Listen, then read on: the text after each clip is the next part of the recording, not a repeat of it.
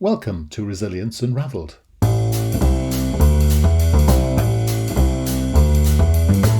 Hi everybody and welcome to Resilience Unravelled, a podcast that examines all aspects of personal and organisational resilience.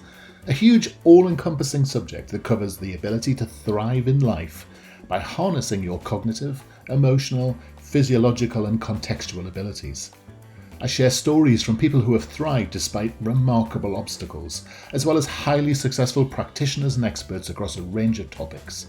And this podcast introduces their amazing stories and expertise, as well as my own reflections, perspectives, strategies and tips, which come from my own synthesis of themes and trends from wider learning. You can go to qedod.com/extras to access offers, tools and resources, including free articles and ebooks. For those of you that would be interested in supporting our work and contributing more proactively, you can find our new Patreon page at patreon.com. Then search for Resilience Space Unravelled. So, let's get started. Enjoy the show. So hi and welcome to Resilience Unravelled today. As you know, I like to interview people who either are specialists in the field or people with remarkable stories. And today I'm talking to Ryan Campbell, and he has... well, remarkable is only half the picture. So, good. First of all, hi, Ryan. Hey, thanks for having me. And I can tell by your fantastic accent that you're from one of the colonies, by the sounds of things. I used to live where you live, and then I think my great-grandfather of some form stole some bread, and we ended up in a little island down south. So, definitely an Australian, but now based in Nashville, Tennessee, actually. Very good. Interesting. It's good. It's amazing, isn't it, how people travel around now compared to, just 50 years ago. It's quite remarkable. Yeah, absolutely. And as with a background in aviation, I tell everyone when we jump in a small airplane and go for a fly that, 75 years ago, this wasn't possible, this idea of personal flight. And here we are in our own flying machine, having a look at the world from above. So we're lucky humans to live when we do. Yeah. And why here am I getting distracted already? But why? I've never been in a small aeroplane. I've been in the biggies, obviously, like most people, the big sort of commercial jets and such like. But why would anyone want to get into those small planes? What's the attraction? I think the big aeroplanes, it's just a means to an end, and the passion's kind of been pulled out of that now.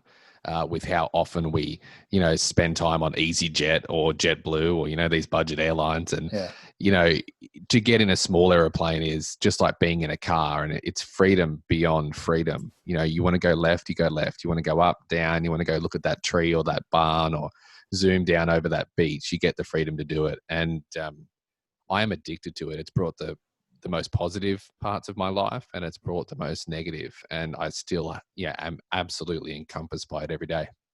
But surely, I get that idea of freedom, but I'm guessing there's some risk as well. There is, and I am the crooked walking example of that, and for good reason. There is risk, and you know what, there's risk in everything. So do I look at something that we've only been able to do for 75 years and something that's so unbelievable that people for millions of years dreamed of, and then tell myself I won't do it because there's risk? If I start to live that life wrapped up in cotton wool, from a life of adventure and adversity is one of the lines I use. The highs of crazy adventures and the lows of a terrible accident. I have lived a life of risk mitigation, so I am a very risk averse guy. I don't want to go out and do crazy things. I hate standing on ladders, but aviation is a safe and very rewarding avenue to go down.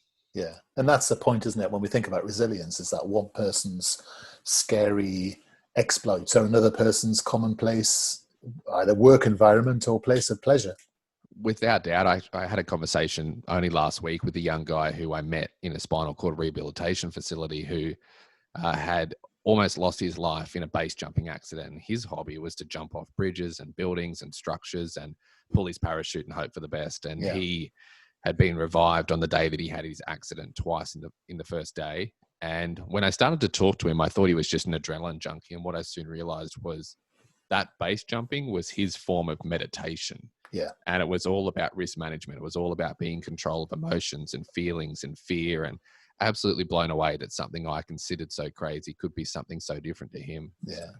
And it's not just being crazy, isn't it? It's any form of activity where there's high degree of expertise and some degree of risk. I mean, even as a musician, you experience this feeling of flow, don't you? And I talk to base jumpers and people like that who say when they're base jumping, when they're bungee jumping, sometimes time stands still or time slows down because you're so in the moment that you cannot be anywhere else. And that, that experience is imprinting itself into your hippocampus and your amygdala and such like, and you're getting one of the most rich experiences of your life.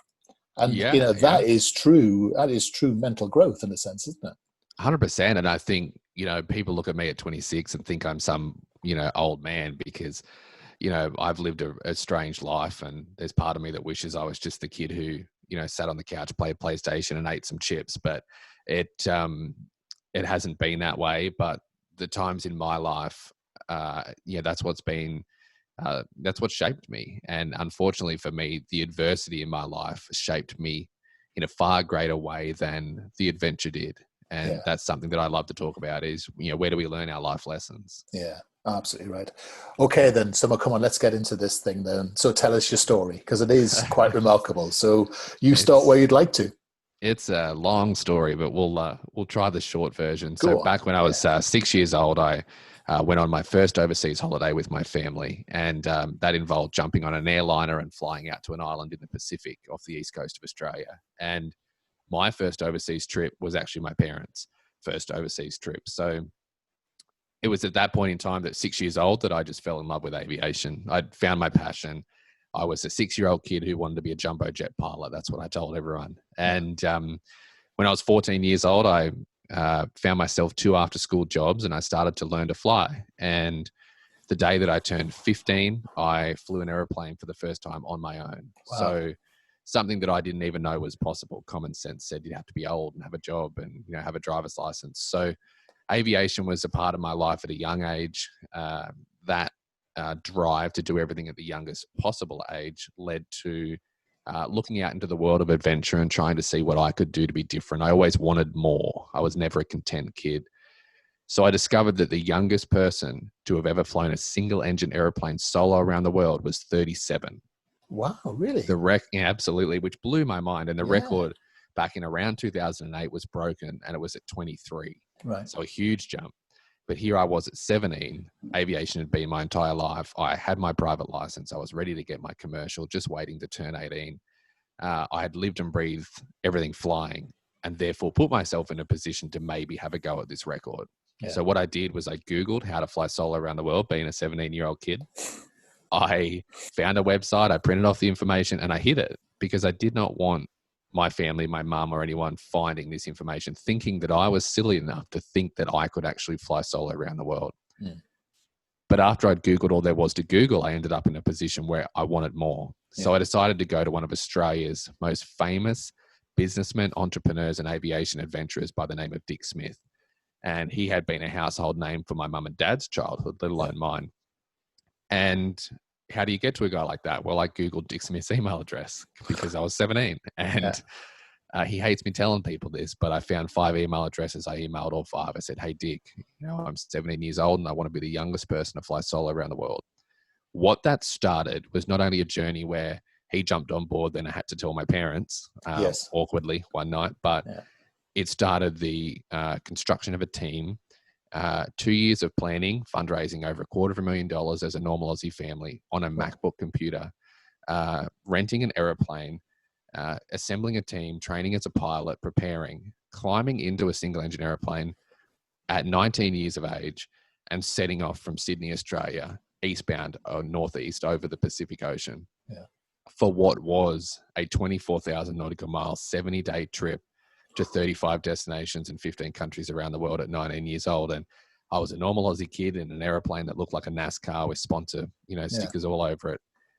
And that was a journey that would change my life. It was a journey that had highs and lows and everything in between. It had moments where I thrived and loved it. It had moments where I was lonely, moments where I was scared and I wanted to go home. I saw the world's biggest oceans, the largest glaciers, the highest volcanoes and mountains. And went all the way up to Iceland at the top of the world in my eyes, and all the way back down, through Europe and, the Middle East, Asia, back into Australia. So at 19 years old, I broke that record. Wow, congrats. But it wasn't about the record. It was about the lives that we kind of, had the opportunity to alter along the way. Yes. To the point where I didn't even want the record. It was my mum who made me submit the paperwork to get the Guinness World Record certificate. And mums are always right. So I'm glad that I did that now. But so my life was good. I signed a publishing deal, published a book called Born to Fly, which we've just re-released here in the US in Americanized version, where all the S's become Z's. Yeah, I know. And having spelled wrong, you mean? I tell you what, more spelling mistakes in that book I knew what to do with. But I wrote that book as a normal kid, and I went on the Australian speaking circuit, and I received these awards and had these experiences that just blew your mind as a normal kid. I mean, these are your people. I met the royals. I met Prince William and his wife, and I met later on Prince Harry and his wife. Whether that's a touchy topic or not, I'm not sure. But not with me. When I met the royals, and I was named one of Australia's 50 greatest explorers of all time, and put aside names that I was, I read about when I was a kid. Now, I am just a normal kid. I hate ego and I hate manufactured drama, and I decided that although all this life was glamorous, I wanted to fly airplanes. And particularly, my dream was to fly a Spitfire, the World War II fighter. So my dream was to fly the Spitfire. So I turned down a job with the airline that I wanted to fly with when I was 6 years old. I turned down a job with Qantas, and I took a job flying an old 1930s vintage Tiger Moth. And I was at work one day, a normal day, no records to break, no oceans to cross, and I took off out of this short grass hair strip, and the engine failed.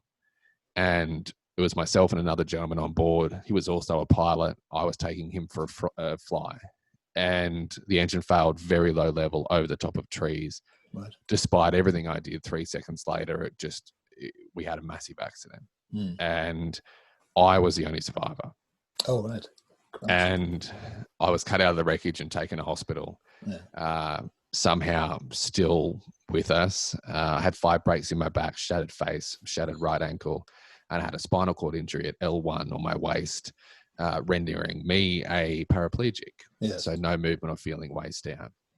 What that started was 6 months in hospital in rehabilitation, 18 months total in rehabilitation, and a journey not just back to walking, but back to flying. Walking for me was merely a stepping stone, a very naive at the time stepping stone on the way back to flying. And I'm not sure whether it was stubbornness or disbelief or, just not registering the reality of my situation. I ended up not just walking. I look like I've had a few too many Tennessee whiskeys, but I ended up back flying. Now I don't walk properly. My internal systems don't work. I have no calf muscles, no glute muscles, minimal feeling below my waist or movement in my feet. Yeah. But, and I don't fly all airplanes, but I went on to fly modified airplanes, and then I went on to gain my helicopter license to a commercial standard, having never flown a helicopter before. So as an incomplete paraplegic, right, I became a commercial helicopter pilot. So now I live in the USA. I did say this was a short version of a long story. I now live in the USA, based in Nashville, Tennessee, and I'm a keynote speaker, bringing that speaking I did after the round the world flight before my accident to a very professional package here in the States, where I want to help people learn how to navigate change and how to live, through both adventure and adversity, the highs and the lows, and better themselves as a human, make themselves stronger, and, as you say, more resilient, so that they can tackle whatever comes up to us. Because look at the world around us right now. It is a wild, wild journey, and I've learned that by a young age, and I'm excited to honestly share it and see if I can help people know what I know without having to experience what I've experienced. Yes. Wow. So where do we start with that? So first of all, amazing story. So in your darkest days, I'm sure you've been asked this 1,000 times, you're lying there in hospital, I guess, you wake up, you discover your body is as your body is. Where do you get the energy from to start thinking, I'm going to start rebuilding myself? Because you must have gone through the normal trough and the normal, shock, denial, all that sort of stuff. But where did Yeah, that spark come from? What was it in your head that thought, I'm going to beat this and come back? it was hard, and I found myself in the world of self-pity for quite a Yeah. while. Disbelief. Why me? Why did I survive? There were many days where I wish I didn't. And, it was a massive news story all around the world and very hard to comprehend. So the only reason that I could move on is that I knew that on the day when that failure happened, I did everything I could in my ability with my experience to have the best outcome. Yeah. And despite what the outcomes were, I did my best. But all through these troughs, and I was looking for that moment. I was looking for whatever this little piece of wisdom was going to be to get me moving. I knew where I wanted to be eventually. I just didn't know how I was going to get there. Yeah. One day I wheeled out to my mum in the cafeteria, and I was in my wheelchair, and I said to Mum, I've worked it out. All these sleepless nights, I've worked it out. I know what's going to get me through this. And her eyes lit up like we were getting somewhere finally, and I said to her, I need to toughen up. And Right. I said it in a much less eloquent way than that. Yes. I said to my mum, I need to toughen up. And I think she was a bit taken back, but that Right. was it. I realized that I was in a bad situation, and this was going to be a hard road. This is Yes. adversity at its finest. And for me to get through it, I had to grit my teeth, toughen up, and get moving. Yes. And it was a moment where I removed the self-pity. I looked at where I wanted to be. I looked at where I was, and I got to work. And it didn't mean that it was a perfect, smooth sailing road from there on out, but it was a whole lot better than before I'd had that moment of realization. People often talk about their thoughts as if they are the victim of those things which are going on inside their head, rather than realizing it's the other way around, don't they? And once you change your mind, I mean, literally, physically make a decision, actually things just have a habit of falling into place.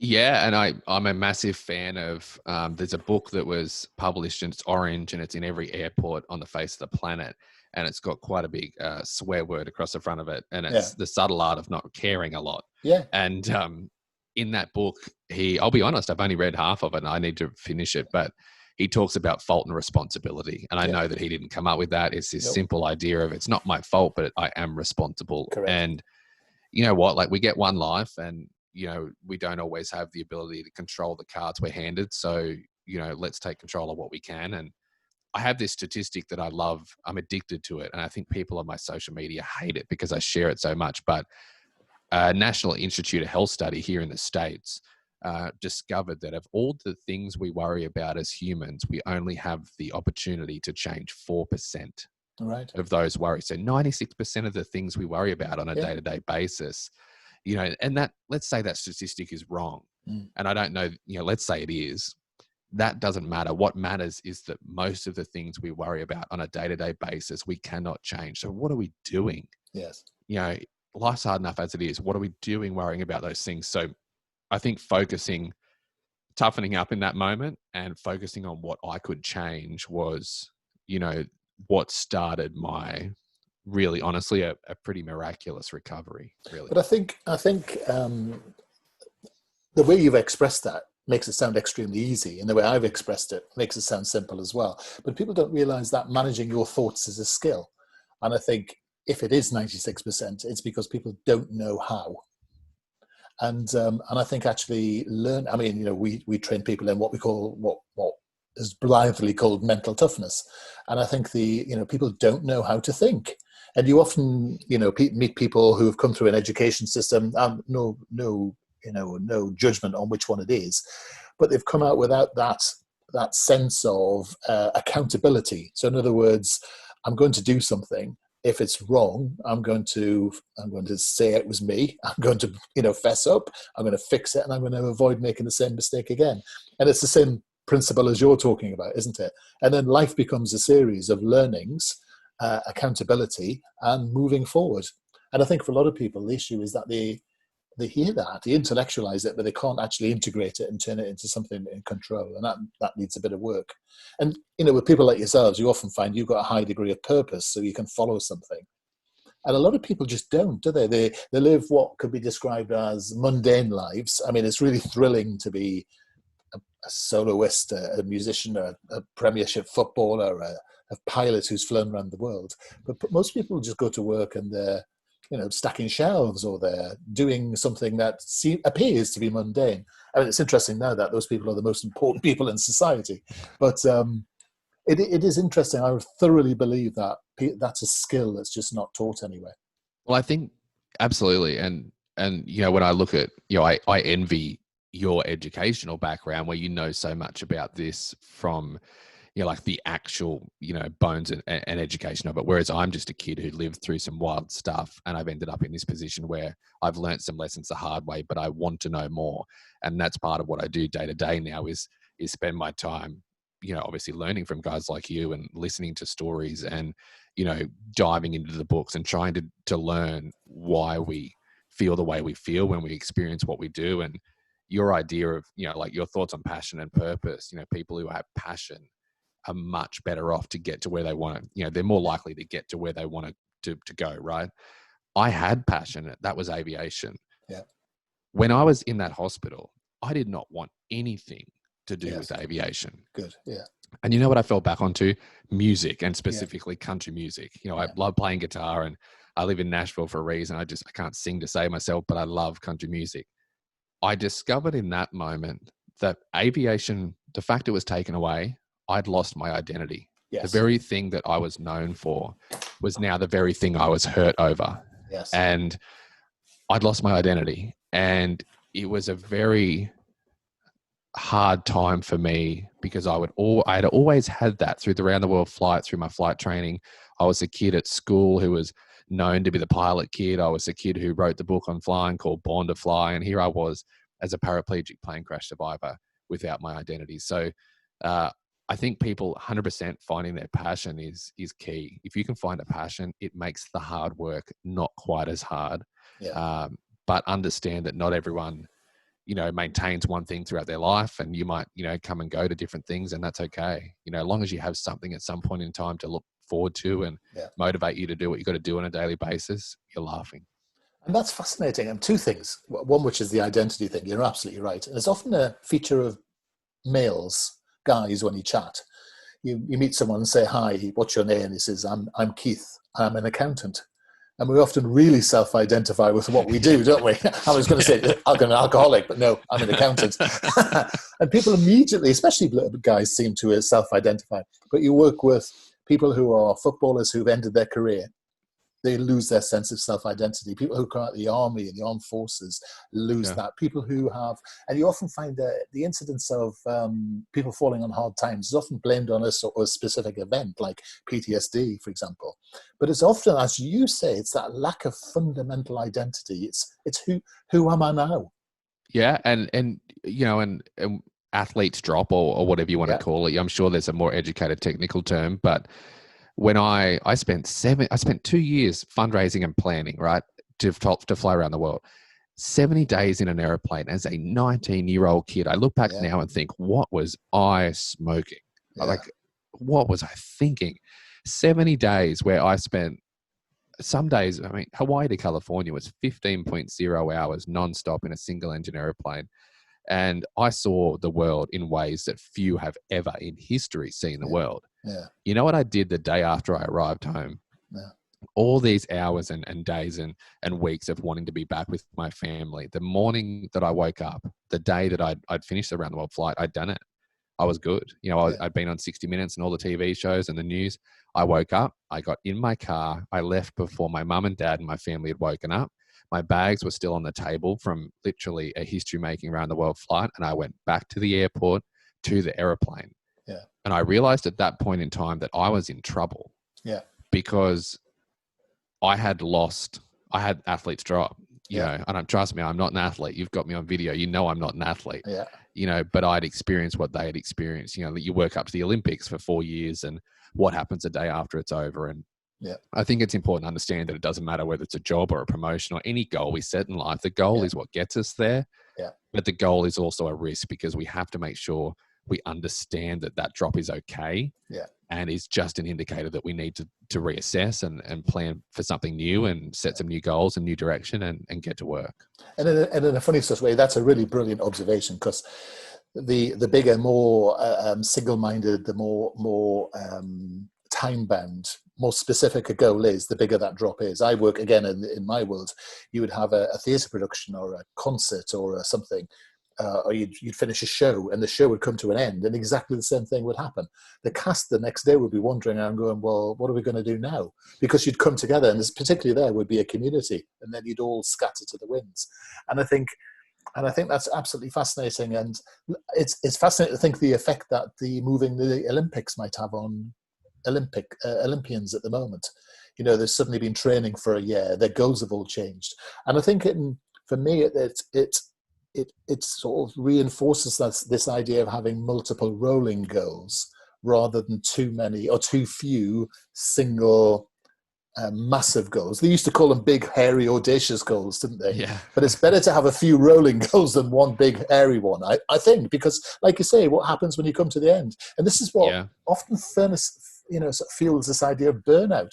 People they're just used up, really, once they've got to the end of that process. Yeah. Empty. And I will put my hand up and say that I regularly do that, because I choose what I want to do in life. And I'll be honest, moving to the USA and starting a big speaking business here and knowing what I can do and how I can help. I know as a normal Aussie kid that I can help some people here and around the world. And then you want to drop a world pandemic on top of that. And I am. And I had a conversation yesterday with someone about how I am burnt out right now. And you know what? That's okay. And I think, this idea of, we talk about passion and purpose and identity that lead to a goal. And then we talk about, what happens when that goal is, seen through and finished. It's in the past. Well, then we have athletes drop. Well, I'm in the business of solving problems. And when I look at the athletes drop side of things, it is a skill that we need to all develop to be able to manage what happens when our goals are successful and manage the implementation of something new. That's it. To get us onto a new journey. Because what's the other option? To live a mundane, boring life where we never experience athletes drop because we never get high enough to fall. That's it. That's the key. And I think it's, people do live mundane lives because they aren't able to manage the risk, which is where we came in. And another thing, of course, is there's a very popular American, well, it comes a lot out of American literature, which is this idea of finding your passion. Then once you have found your passion, everything will be fine, which is great for those people who are wired that way. But there are a lot of people wired the other way, which is they actually find their passion from figuring out what they don't want to do. And actually, I remember an old colleague of mine who used to say to me this, and it was an idea of Joe Dispenza's, and he used to say, basically, do whatever you're doing and allow that to become your passion. Yeah. And I think that's interesting, is because a lot of people put off action because they're waiting to find their passion rather than saying, do you know what, Emma, I'm just going to get on. So you've launched a speaking career. You'll find your passion in that speaking career. And that's a different form of energy to actually saying, well, actually, I'm going to wait. I'm going to wait to be somehow, have some sort of shattering light of, enlightenment coming from on high. Yeah. And like you've touched on something that I'm really passionate about, and this attitude of saying, if I get X or if I do X, I'll be okay. Correct. No, that's like, so I speak on the 3-step checklist to navigating change. When I'm flying an airplane, when a pilot's flying an airplane and a red light comes on and something's wrong, right? There's an issue. He does not just start pulling levers and pressing buttons. He pulls out a checklist and he works through a checklist in a systematic order. It doesn't matter who is in that seat. They have been trained to use that checklist, and it provides a systematic approach to overcoming that challenge, right? The 3-step checklist for me, one is gratitude. Find thankfulness before you even begin to overcome a challenge or work through it. Find thankfulness and gratitude for something in it. You have to. I found thankfulness for the fact I was a paraplegic over a quadriplegic. I had movement. I had opportunity. I had the ability to adapt. I had a life ahead of me that I really thought was going to be pretty cool, whether I walked or not. The second is confidence. Find confidence in your ability to overcome the problem. So you're now thankful for it. Be confident. And do that by locking in the next step. Understand you don't need to know the entire process. Lock in the next step. But the third one is really what I, want to talk about now, and that's resilience. Gratitude, confidence, and resilience. Resilience for me is anticipate the need to adapt. Anyone who says to you that they have a solution that is going to make it all okay, Mm. ongoing forever, they're intoxicated or they're selling a course online, one or the other. Oh, yeah. And You it is cynic. so like I shouldn't say that because one day I'll sell a I course was online. gonna say, and here's my new online course. Yes. The thing is, nothing that we can provide, not the most amazing teachers in the whole wide world, no life experience. There is no perfect golden nugget of wisdom that allows you to live a life free of adversity. But if you anticipate the need to adapt, accept the fact that adversity is part of your life, and then anticipate the need to adapt, be ready for it. Understand that on the journey to growing a speaking business, or on a 24,000 mile flight around the world, or God forbid, walking again, learning to walk again, that really is one step at a time. Understand that whatever your journey is in life, having kids, going to school, finding new friends, whatever, the need to adapt around the adversity that you will find on your path is 100% guaranteed. If you anticipate it, when it comes time to, where you got to face up to that adversity, it's not a shock. Yeah.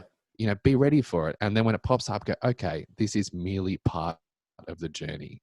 Yeah. And that has been my way to take very hard times and normalize them so that I have the mindset that I need to be able to work around them the best that I can. Doesn't mean, again, it doesn't make adversity go away, because there is, as I said, no gold nugget to make that happen.